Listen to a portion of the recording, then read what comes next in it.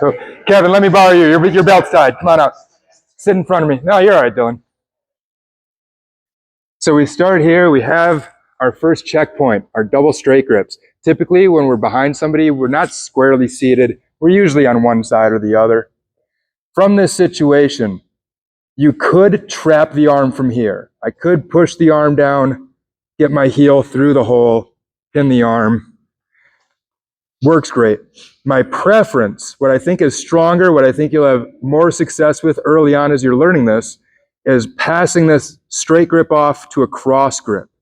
Now, what a lot of people do is they go to free their hand. So I know exactly where Kevin's left hand is going to go. He's going to go to peel my hand off. And as soon as I feel that, I grab his wrist and I pull the hands across. Now I've got double cross grips. When Kevin goes to fight out of this, it's very difficult. Now from here, I want to push Kevin's hand down his body as far as I can. I bring my leg up, and my goal is to get my heel over his wrist.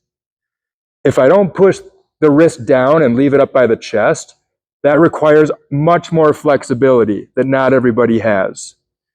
To maximize your chances of successfully trapping the arm, we push this guy all the way down as far as we can, down by the belly button. I make sure my heel gets over the wrist, and I curl it into his belly. I also want to make sure I pin his elbow to his body. If my leg is too high on his arm by the shoulder, he can move that arm around, okay? I don't like that. We cover the wrist, and then my hamstring pushes his elbow into his ribs. So when Kevin goes to move that arm around, it's tough. I reinforce my legs by locking my ankles above his hips so we don't get caught with that ankle lock. And now I'm going to pass his arm off to my underhook arm. That leaves my choking arm free with no obstacles except for the chin. In no-gi, I like to wedge my wrist and thumb underneath the chin in the gi as he tucks.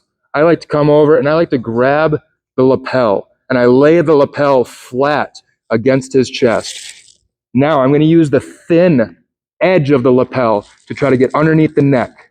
His chin is going to be tucked. It's not going to go in easy, but watch how I flex my wrist. I'm going to flex my wrist to push his chin over that lapel flat.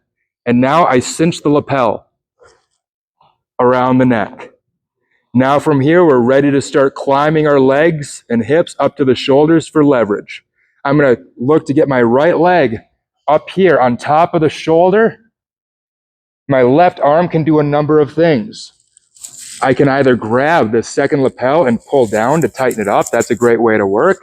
Another great option is to take his elbow high, arm behind the head, or my favorite, we come down here, we grab the leg. Once we have that grip, we go ahead and bring that leg over the shoulder. I like to cross my ankles and put his head and shoulders down, and now we hang off that lapel to put the submission on. If you guys want to grab a partner and practice some of these skills with either no resistance or light to minimal resistance for a couple minutes, that would be okay. And as you get more comfortable, I want you to slowly increase the resistance until you get back to playing the game. We're going to work on this for another 8 minutes or so. You guys can use that 8 minutes however you like to improve these skills. Let's partner up. Yep.